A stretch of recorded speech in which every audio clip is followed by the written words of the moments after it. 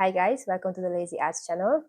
Actually, I already recorded an introduction for this video a while ago, but I just found out while cutting the video that it doesn't have sound, so here we go again. I thought about this project in my fall and winter sewing plans, so you can check that out if you want some more sewing inspiration for the seasons.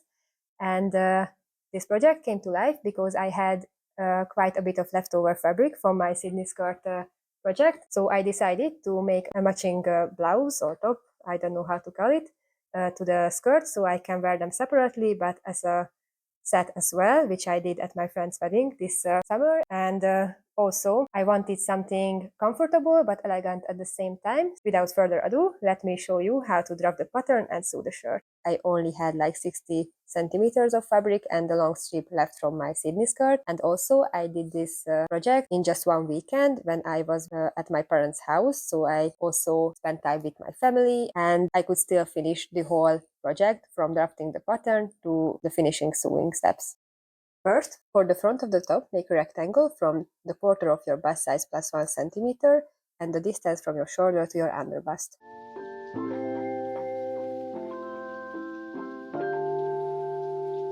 Then measure out half of your neck width from the top point, and this is around 8 centimeters for me. And then measure out the distance from your middle to your shoulder, which is around 15 centimeters for me. Then draw a perpendicular line to this point and measure down the length of your shoulder width minus half centimeter. Connect this point with the neck point, and this will be your shoulder slope. Then measure in 1 centimeter from the neck point of this line, so the neck will be a bit wider. Then draw a perpendicular line through this point and measure 11 centimeters. This will be the depth of your neckline. Then connect the high point and the low point and find the middle of this line and connect it with the corner of the neckline. Then find the middle of this line too and connect it with the upper and lower corner of the neckline.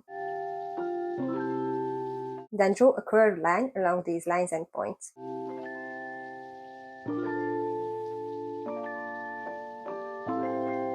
And draw your shoulder line longer. Then measure down from your uppermost line around 4 centimeters shorter than the distance between your shoulder and your bust line, and this was around 21 centimeters for me. Then draw a perpendicular line from this point. Then measure in 2.5 centimeters from this armhole line. Connect this point with the shoulder point and then find the middle of the line and connect it with the outer corner of the armhole, and then find the middle of that line too and connect it to the inner corner of your armhole. Find the middle of this line too and then draw lines from the outer corner to this point to the next middle point and then to the upper corner. Then draw a curved line going through these points. Your front top is ready and you only have to add 1 centimeter seam allowance around all the edges except for the middle one because that will be on the fold. For the back of the top, I want an overlapping mock, so you should make a rectangle which height is 2 centimeters more than the front of the top, and from the top point measure however much you want the top to overlap. This was 5 centimeters for me, and then measure up from this point the same length that you gave for the neck on the front of the top. And again from the previous point measure up the same length as you did for the shoulder of the other top. Then draw a perpendicular line from this last point and measure down the same amount as you did for the front shoulder. Connect this point with the upper shoulder point and then you have your shoulder line. Then measure down the same amount as you did for the front of the top, but add the 2+ centimeters that we added for the whole rectangle. For this armhole, measure inside 1.5 centimeters from the point that you just measured out, and then connect that with the upper shoulder corner, and then with the same halving and connecting method, you can draw the curved armhole again.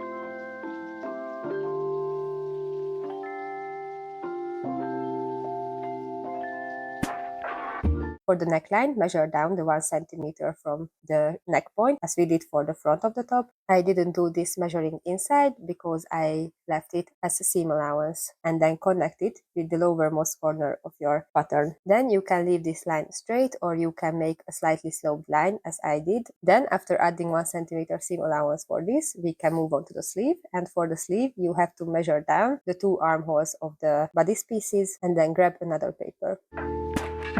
On your paper, draw 2 lines perpendicular to each other.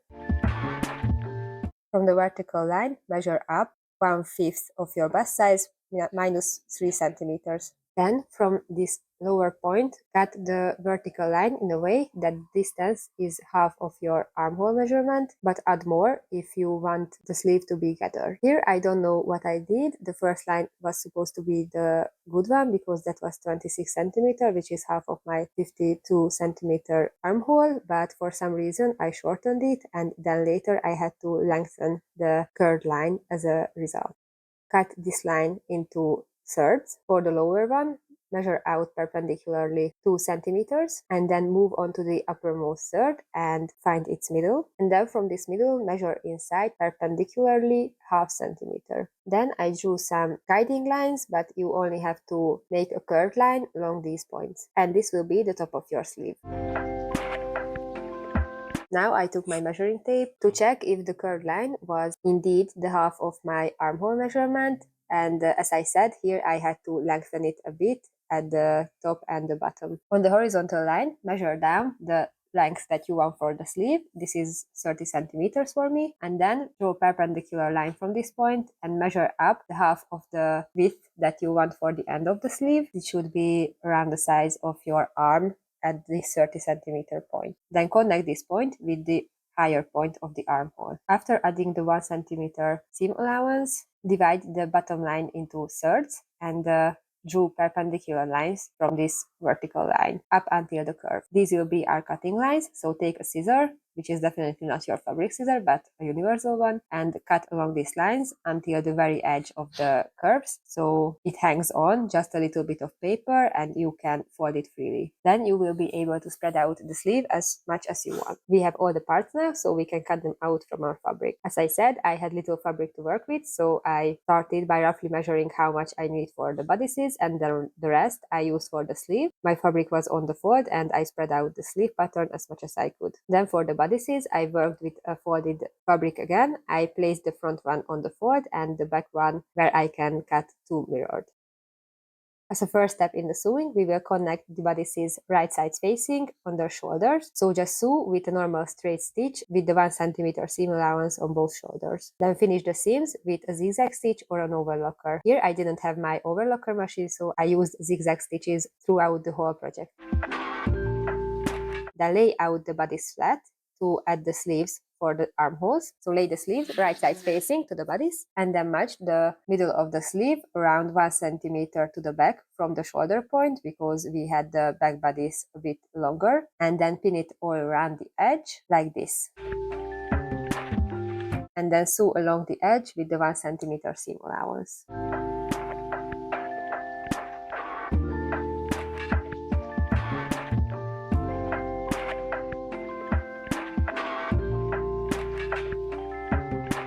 Finish the seam with a zigzag stitch or an overlocker.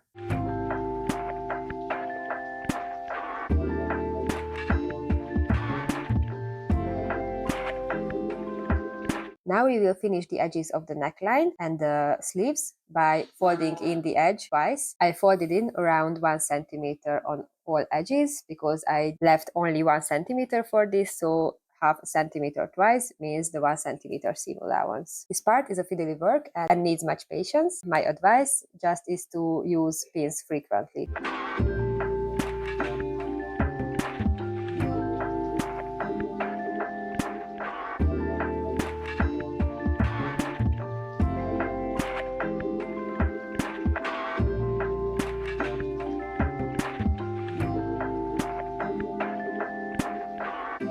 After pinning everything, sew along the folded in edge of the neckline and the sleeves.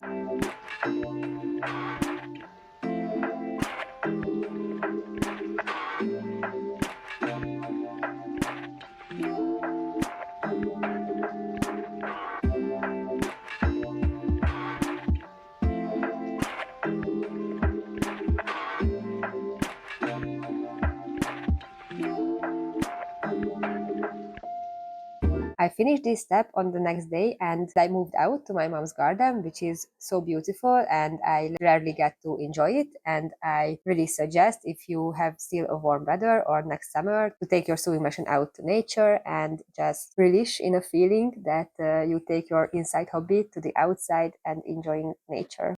After finishing all the edges, you should connect the sides of the shirt. So fold it wrong side out and match up the sides of the bodices and the sleeves. Pin it and sew it again with the 1 centimeter seam allowance and finish it with a zigzag stitch or an overlocker.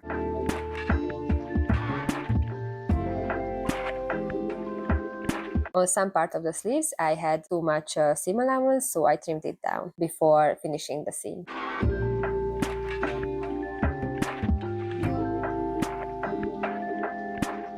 And now your shirt should look something like this. And for the rectangle that will go around your waist, you will need your bust measurement plus 4 centimeters with all the plus centimeters we added to the bodices. For this, I had to patchwork together different pieces that I had left over from the skirt and the shirt cutouts. So this was a bit of a puzzle work. I had to connect a wider strip with a narrower strip, but if you have 2 same-sized strips or even 1 strip that you can fold in half, that's perfect. You just have to connect the longer sides on both sides or just one side if you can fold the fabric. And as for the width, it really depends on your preference. I had around 9 centimeters, I think, at the end. It's a bit too short, so I would add more if I had more fabric. Now my plan was to fold inside out this waistband, but I had such a narrow width that I didn't want to lose any fabric, and my fabric looked basically the same from the wrong and right side, so I left it like this and used the upper seam allowance to connect it to the waistband. Now as for the elastic part, I will make channels on the waistband to fit the elastics through. I made 3 channels in total. The channels were around 1 centimeter wide and 2.5 centimeters apart, something like that. And I also left a little bit at the bottom to have a ruffle. So your waistband should look a little something like this. So now you can connect the waistband to the shirt by pinning it right side facing to the bottom of the shirt with your seam allowance. Sew it all around, but leave a little bit at the connecting points of the waistband because you still have to feed the elastics through. Then sew with the 1 centimeter seam allowance and finish the seam with a zigzag stitch or an overlocker.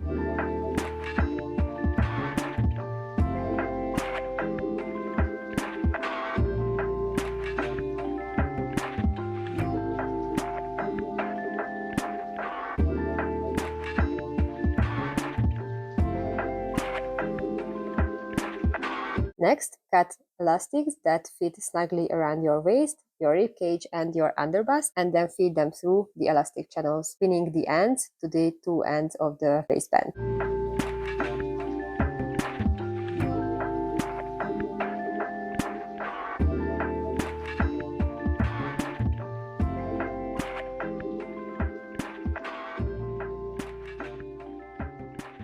Then you should secure the elastic ends with a stitch all along the edge of the waistband. After trimming the elastics, the last step is to connect the ends of the waistband and to close the gap between the open part of the waistband and the shirt.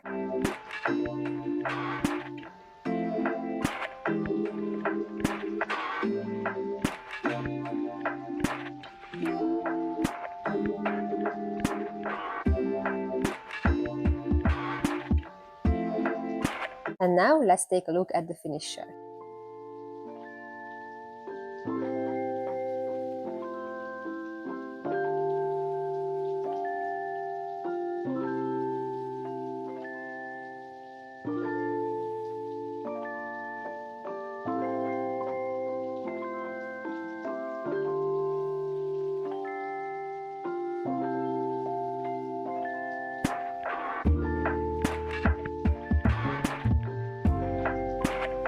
I just can't express how happy I am with this make.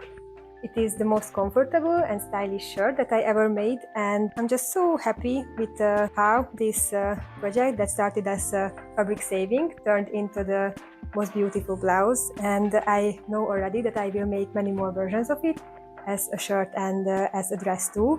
I already have plans for that, and yeah, I can't recommend enough to try out this project because yeah, it's just such a satisfaction and I love it. I just love it. And although this V-neck started as the back of the shirt, as I said in the drafting part of the video, I like it so much, like it's the perfect amount of cleavage for my small chest, and yeah, I like it wearing as the front more now than the modest version that I had planned for the front of the shirt. And yeah, but I just love both versions, and I think I can't say anymore. I'm just so happy with it, and I hope you will give it a try. Thank you for watching this video until the very end, and please subscribe if you like my content, and I will see you next time. Bye!